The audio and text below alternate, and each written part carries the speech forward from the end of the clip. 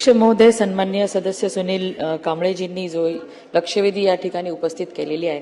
अध्यक्ष महोदय, पुणे शहर हे झपाट्याने वाढत आहे आणि आजूबाजूच्या जिल्ह्यांमधून सुद्धा मोठ्या संख्येने लोक पुण्यामध्ये ट्रीटमेंटसाठी येत असतात. परंतु इंडियन पब्लिक हेल्थ स्टँडर्डच्या गाईडलाईन्सनुसार 1200 रुग्णांच्या मागे एक बेड नॉर्मल जनरल बेड आणि 2800 रुग्णांना एक आयसीयू बेड ही आपली एक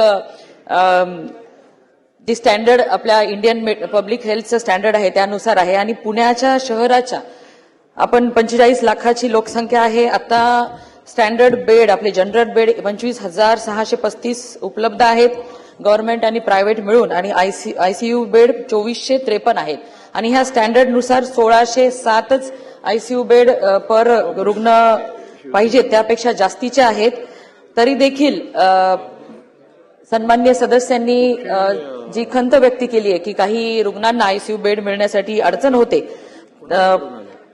5-6 तास रुग्णांना त्या ठिकाणी वेट करावं लागत असेल, परंतु सफिशियंट असे आयसीयू बेड आणि जनरल बेडची संख्या पुणे शहरामध्ये आहे.